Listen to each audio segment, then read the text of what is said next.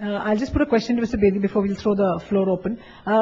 Peter spoke specifically of this new Indian, team and the attitude of the players and what they bring to a cricket field and how it's very similar and very egalitarian to the Indians. Do you, as an old player yourself, as an ex-player yourself, what is your observation of the way India has played its cricket, say, in the last 10, 15 years? Have you seen a change in the way they play on the field, or just their confidence or their sort of mental skills in cricket?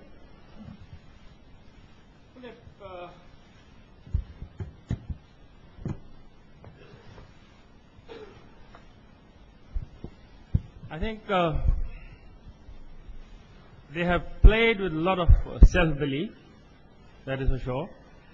And the sobering influence of Rahul Dravid, Anil Kumble, Sachin Tendulkar has been very, very positive.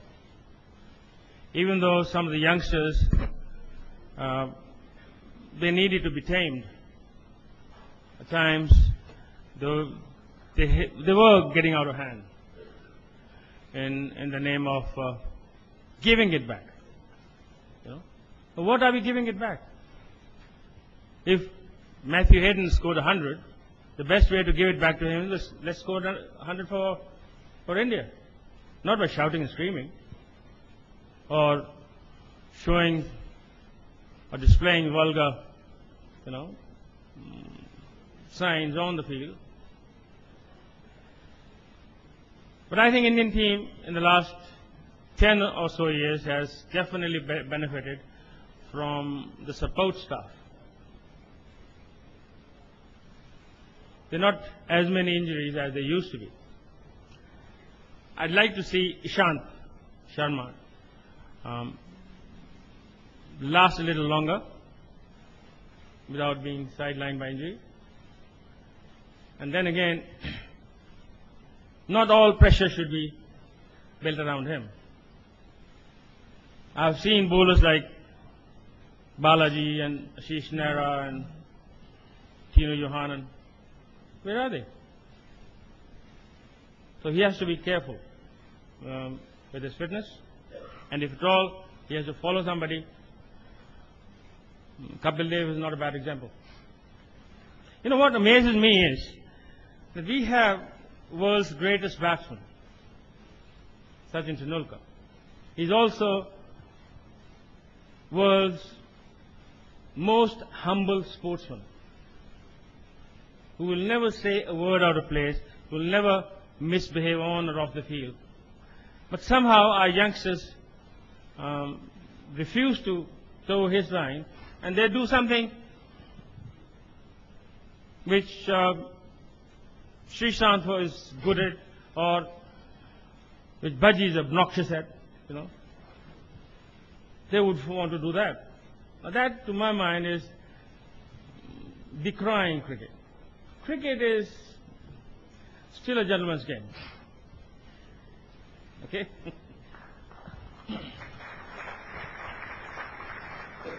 We'll now take questions from the audience. Yes, sir. Can we have a mic for...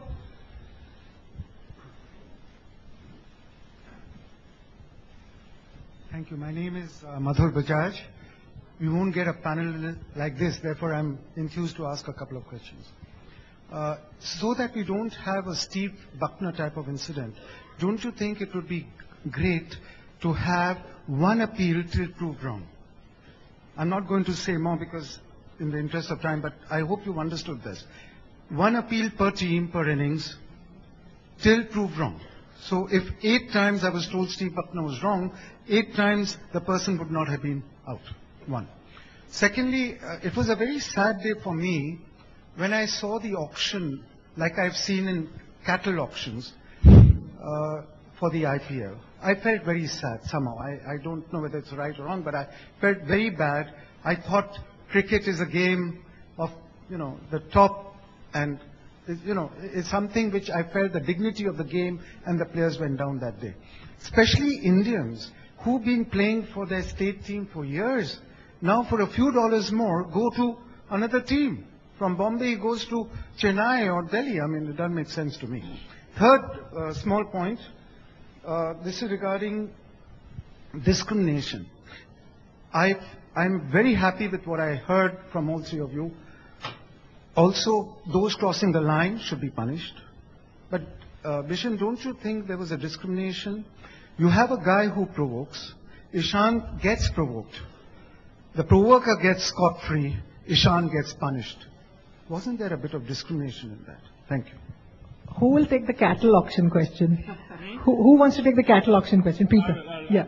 Okay. I agree with you as far as this cattle business is concerned, auctioning. It doesn't gel with me. Honestly. I'm lucky my name was not thrown in that hat. Had it been, I would have had very strong reservations. If I may be allowed a pardon, the last time Kerry Packer's man came to me with a checkbook was in Hilton in Lahore, and we had Linton Taylor, right? There were a couple of other, one Pakistani player, one Indian player, and he chucked the book at me, and he said, "Vish, fill in your price." I found that very revolting. I threw the checkbook back at him, saying, I said, "No bugger has ever put a price tag on me. You can shove it up." Peter, do No? you want to step in? Sorry? I said Peter was... No, and teaching, I sorry. would like to add here, one Indian, one Pakistani, their eyes popped out. What is the matter with this Sadar? And the timing is also right, you know. But I agree with you. This auctioning is for animals or for sick units or for buildings which are dilapidated, not for fit sportsmen. I beg to differ, although I'm close Yeah, to we're him. entitled, we're entitled. Yes, I think it's called the marketplace. I think it governs the rest of our lives. Why must we expect sportsmen to be different? I think, notwithstanding what Bish has said there, and the gentleman who asked the question, it was an odd feeling that day. I wasn't here in India for the auction. I was at home. I was at a function myself, and so I didn't. You knew it was going on. I must admit, there was a little element of feeling a little bit like a cow in amongst the rest of the brood of cattle, wondering when you were going to get drawn out, and then you found out that you'd fetched a certain price, and that seemed to be the first detail that came through. And then half an hour later, you were sort of told where it was, and you found out that you had a new home for 6 weeks. It was interesting. It was unique.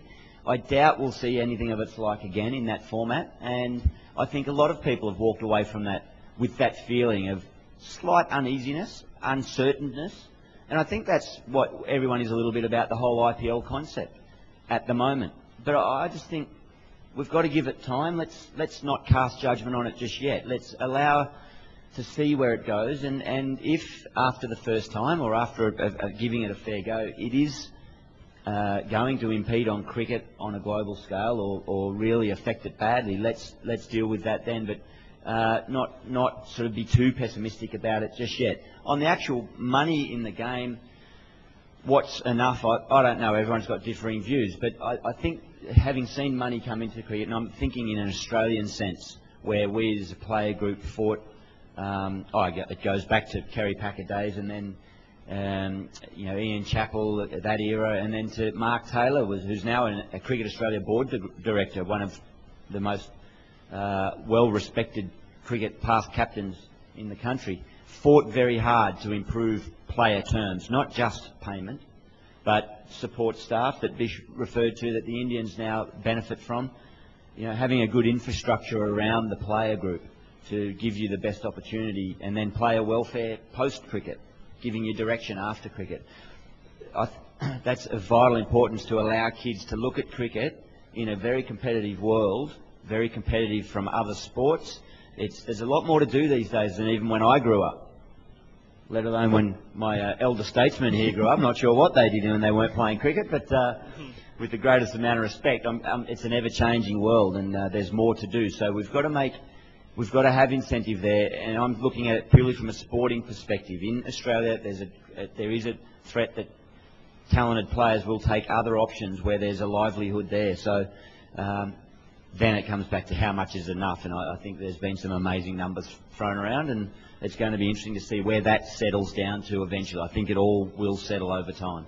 As a modern player yourself, Adam, do you think that the switching of loyalties, how are you going to, you said you suddenly got a new home, you have to play for Hyderabad, Yeah, look, I moved from my home state of New South Wales. I played 10 games for New South Wales. I born and bred there, grew up, loved it with a passion. Still look at my blue cap of New South Wales with great pride, but there was an opportunity. I was sort of hit a dead end there as far as opportunity. Phil Emery was wicket keeping and batting and captaining well. And I had to move to Western Australia for my opportunity at first-class cricket, an extended opportunity. That allowed me a chance to then get into the Australian team and have the wonderful, fulfilling part of my life that I've just completed. So I never wanted to move states, but then you get to a point and you have to make a decision. Obviously, these decisions are a little bit different. They're very much financially based, but they're opportunities too, to be a part of it, to be a part of this new amazing concept. Who knows where it will lead? I don't know. I don't have the crystal ball. But as I say, I don't want to cast judgment on anyone in that area. It's only 6 weeks. It's not. I gather they go back to their home states for all the various trophies that they play for in the domestic competitions. So I'm sure that allegiance will remain. Sir, I have a question for my friend Peter. If cricket is a marketplace, what is the need for BCCI or Cricket Australia or ICC? Well, I think their power is dwindling. I agreed with what you said earlier that the danger of the BCCI powerful is that it has bought its way there to a certain extent. I think it's a danger to the game, but I think it's a good thing the BCCI is now in charge of the game because they're accountable now for the Zimbabwe issue, for example, and so on and so forth. So they're still all very amateurs. Nobody's a professional administrator in our country. Okay. Well, then we must get that. Then that's the next step forwards. The ICC has had very little power and therefore has been rather a weak institution. The BCCI now has come into power. But the only thing that I would say, I didn't agree with what you said about the veto of England and Australia. I think those days are gone. I don't think anyone should have a veto. But I do think that the international cricket is in an absolute hole. There are 10 nations that play the game. The West Indies doesn't exist. You should know what's happening in Zimbabwe, which is appalling. In cricket and outside. South Africa is going through the traumas that it's going through. Sri Lanka's got a civil war in the north. We're not going to go to Pakistan. India and Australia are fighting in a war in Iraq. And New Zealand plays rugby. That's cricket. So we've got to get sorted out a little bit here. And I agree with Bishan about the BCCI and the ICC. And we're looking now for the BCCI to be a strong... Where's it going to lead the game? It's got hold of the game. And now it must show the leadership that it hopefully has. That's a bit of a worrying prospect. We'll get back to your umpiring questions in a bit. One second. Yes, sir. Yeah. A mic, please, for the gentleman in the center of the room.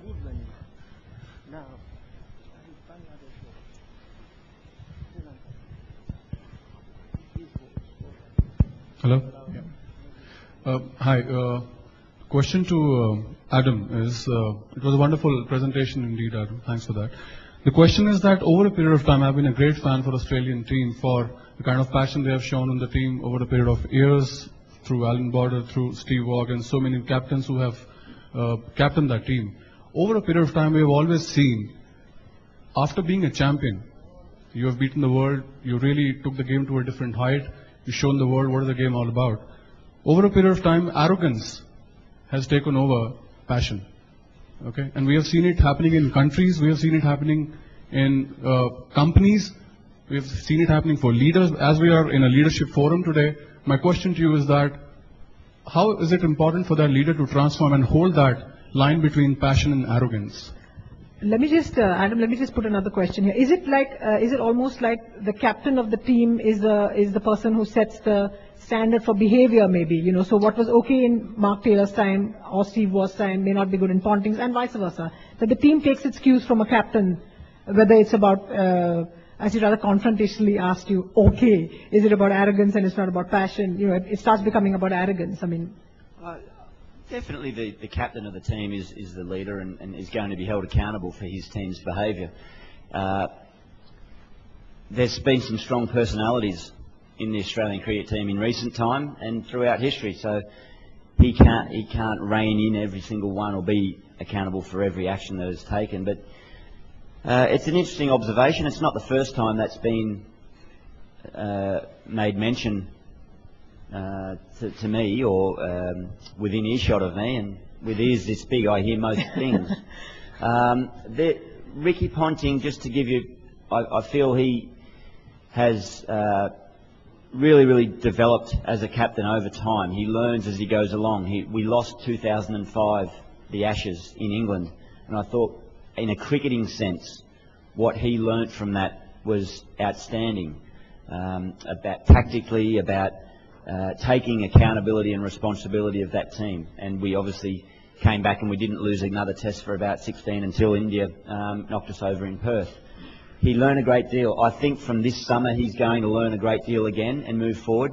But just something on Ricky, on that, about being gracious winners. That 2005 beating by England was one of the most difficult parts of certainly personally my career, but as a group, we were the first team to lose the Ashes in 18 years. That England had never even got close, and all of a sudden it was over. It was gone. It felt like an ambush. It felt like we were outsmarted, outplanned and outplayed, which we were. We then set about trying to get those Ashes back, and that became our focus, and we managed to do it, and we did it in 3 test matches. Obviously the third test in Perth, we were very comprehensive. Our country was very pleased. The crowd were pleased. We were sitting there. We needed 1 wicket to win the Ashes back at lunch break on day 5 of the Perth Test. A full house crowd. We knew the media were very excited. Everyone, we knew the country was very keen, and we in the change rooms were very keen. 1 wicket.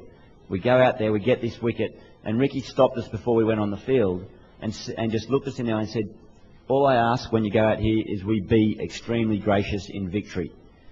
Let's not carry on. Let's not, get too animated in what we do. Just be respectful and understand where this means, what this means to us, how hard we've worked, but certainly be gracious in victory." And I think the team, as a general rule, did that. Individuals have to take that responsibility, but that's the directional from the leader. So I guess, again, it comes down to what a bit like what Peter made reference to, cultural things, what you are brought up by, the standards or what is acceptable behaviour, and then understanding that not everyone is going to be pleased by every action that happens. So you're right, we've got to keep an eye on it, and I think the team as a general rule do generally try to abide by a confident but respectful, not arrogant approach. Questions? Yes. Just want to follow up on Mr. Bajaj's point about Indian players getting provoked and getting hauled up by the referees. Now we have a batting coach, a fielding coach, a bowling coach. Do we need a sledging coach for India? Sledging coach. I think there's more spoken about sledging than what actually happens. There was obviously a lot of heated exchanges in this series, and the big event was the Sydney issue, the Harbison and Andrew Simons issue that was a split second on the field and then became 2 months off the field. So I think there's a lot more said about sledging, and people always ask about sledging on the field. What's the best sledge you've ever heard? They all want to know that. What's the best comment I've ever heard on a cricket field?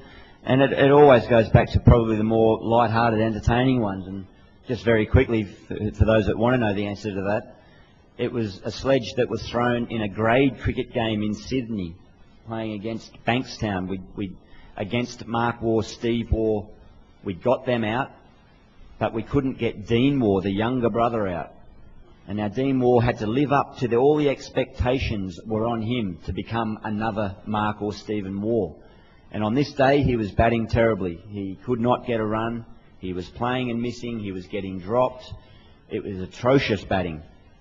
And our fast bowler came down to him and looked at him and said, You must be the adopted one.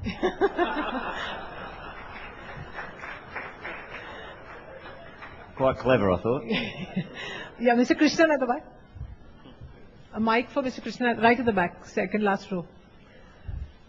This is Vishal Chawla. I've got a quick question. I'll take the cue from Can Peter. you just, can the person just stand up? We need to see you. Oh, okay, I'm here. sorry. Yeah. I'll take the cue from Peter's talk that as a leaders, as we are moving into 21st century, one of the biggest things we need to look forward to is how we sustain our performance, how we become a confident player where success is expected and it's not a surprise. So my question is to Adam. I've watched Australian play for so many years, and one of the big things which I've always enjoyed is the sustained performance. So what's the message or what's the secret sauce which has really worked for Australia, which can help us as this leadership group to leverage as we go into the 21st century? I think mainly it comes back to that expectation of success, not seeing it as a surprise and something that you over-celebrate and over-acknowledge.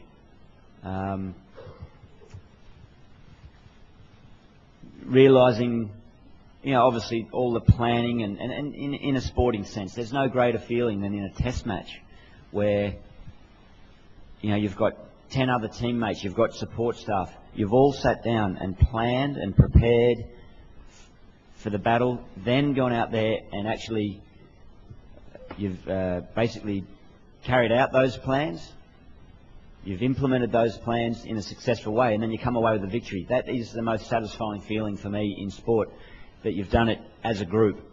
You've got your leader, you've got your various chain of command, and you've all at various stages had an input into it.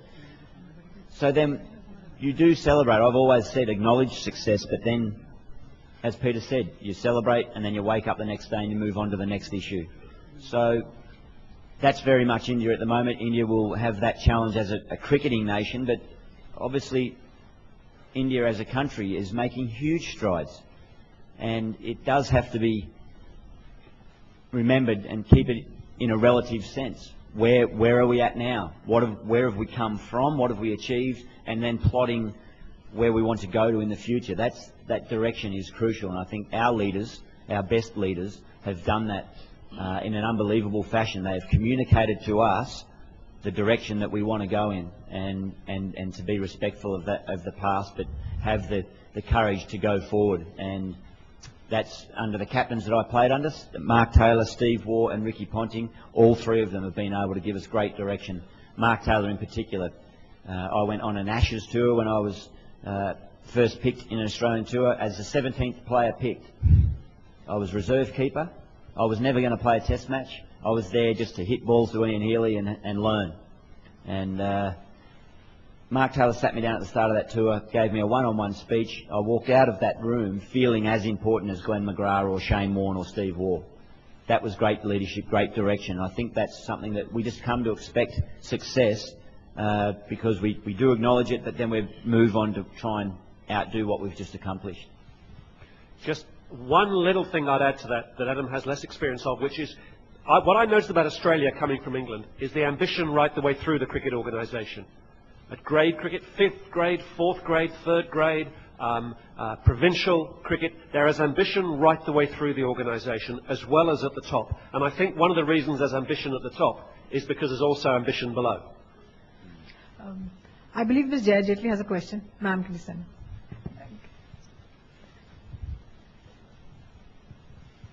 This is the mother-in-law of a cricketer, so beware everybody. I was just going to say that apart from other things, I'm a mother-in-law of a cricketer. I'm also a grandmother of a 5-year-old grandchild. And the film that you showed, Adam, at the end was very important to me because it showed how much you influence children and a new generation. And in this, it's been deeply troubling, and therefore I want to refer to it again. What kind of value system do you impart to these children? Is it about ads and how much money you earn on that and whether you have to drink Coke or Pepsi or what? Or the kind of values that was there earlier in gentlemen's cricket and should and does still continue? All the things you've said about how you fight and how you perform is important, and that's what children should learn. And I think the slightly diffident or let's wait and see attitude of this cattle fair business is actually going to allow children to measure cricketers by the money that is thrown at them. And it's not just that recent cattle fair, but in India, state governments shove money at the player from their state, and then they compete. Why did so-and-so get so much and the other didn't? And I think this is very important. You have much more influence than you realize. And I think you need to somehow show the next generation that money isn't a measure of every kind of talent. Yeah. I totally agree. I think a point I'd like to make straight away, and I will say to any youngster looking at the dollar signs and not the cricket, without volunteers at club level, without administrators, without the facilities, without cricket, you are never going to get anywhere near the money that is being commanded. It's all inflated at the moment. It's unique, as I said, the IPL at the minute. But even pre-IPL, there was some great money in cricket to be earned. But without dedication and love to the game, you're not going to get anywhere near it. That's my belief, and that's the way it is in Australia. Or if you do have a one-off good season and you claim a big paycheck, you've got to back it up. If you expect then to maintain that earning level, you've got to keep backing it up. You've got to have the commitment, the desire and the determination. And that goes without saying. Once players do get exposed to this money, definitely it's about integrity, it's about how you deal with it, and that's up to the individual. I can't say there's a blanket policy for every player, but the guy that springs to mind is Sachin. Of all the world-class players that I've been fortunate to play against, to meet from other eras, very few, I would imagine, have had the expectation bestowed upon them like him, and then the adulation. And I don't know of anyone, or too many, that have handled it in better fashion than Sachin. He, of my players that I played against him from my era, I can't think of anyone that has carried themselves as well as him consistently, and he has probably earned the most from the game. So I agree totally with you. I think it's a strong message. We need to educate our younger, successful cricketers to start to implement that knowledge back into lower levels as soon as possible. That there is a level of integrity, and you can pull out individual scenarios undoubtedly back in history about where people got it wrong, and people will reflect on the Sydney Test match. Did the Australian team carry on to it, or go back? I remember images of Mike Gadding finger pointing with, was it Shakur Rana, the umpire in Pakistan? I remember as a youngster seeing images of that. Is that right or wrong when you dispute an umpire? Like, you can but judging people's integrity is something you look at over a period of time, about how they've handled themselves in highs and in lows, and how consistent they were. And that's, I guess, what we look for, and what I look for is that consistency. Peter, you had a comment? Just very briefly, the thing that worried me much more than the market for the players, because it's the first year of that, were two things. England players all getting MBEs for winning the Ashes in 2005.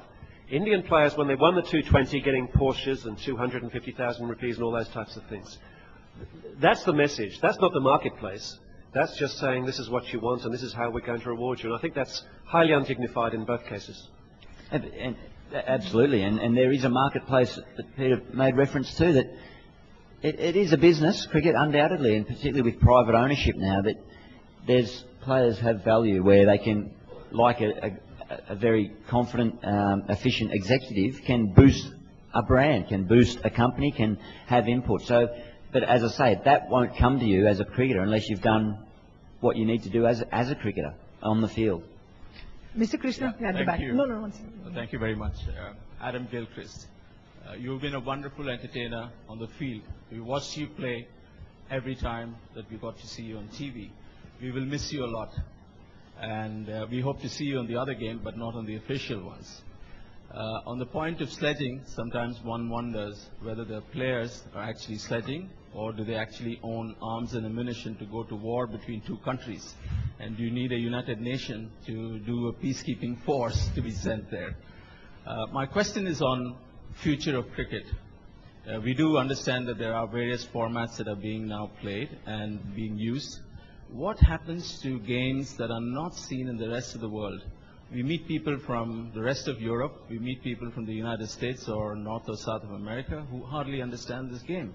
What are players like you and boards trying to do to expand this game into other parts of the world? It's a good point, and that's where I see 2020 cricket as a vital product or component of that sort of trying to grow the game in countries that are less familiar with it. Obviously, China is just on the rampage in every capacity, and that would be a great market to try and get into. And I think a shortened version of the game has got to far outweigh sort of trying to sit someone down that's never seen the game, say, come and watch a game of cricket for 5 days, and at the end we probably won't have a result. We won't know if there's a winner or a loser. That doesn't sound overly appealing to me, so it's a great way to introduce people to the game. It's going to open the doors to a new audience. So I think, as I say, administered well, T20 will be able to enhance the game on a global scale. I'd be interested to see what you guys both think about that. Do you think, with your reluctance of 2020, Bish, do you think that it can be used in a positive fashion? How much positive fashion can you use a period of hour and a half, really? Now, one thing which comes to my mind... I'll take that as a no. Hang on, just a minute. One thing which I'd like to ask the gathering here, admittedly, we are all in a rush to forge ahead, and that is how T20 was born.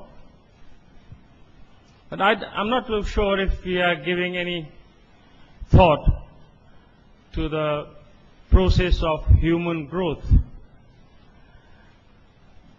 It takes 12 years for a young kid to pass out from school. Why can't we do that in, say, 2 or 3 years? If we are in such a massive rush. And human growth, or our cricketing excellence, or our academics, they go hand in hand. You can't expect, well, one part of your development is complete, whereas the other two are lagging far behind. And education, particularly, in my opinion, has a very positive role to play in the success of any sportsman, be it cricket, golf, tennis, football. Education is a must. And here we are, or the ICC or the BCCI, are trying to give us the impression, right, stuff the education, let's get on with it as fast as we can. And I only heard about this rat race business, that even if you win it, you're still a rat. Thank you, Mr. Bedi. We promised, no, we are just out of time. I'm really sorry. We promised you, provocative issues and answers and so on. I'd like to thank the three distinguished speakers here. This is cricket. We could keep talking forever, but there's a schedule we have to adhere to. I'd just like to request Mr. Puri to come up and just give them a little memento.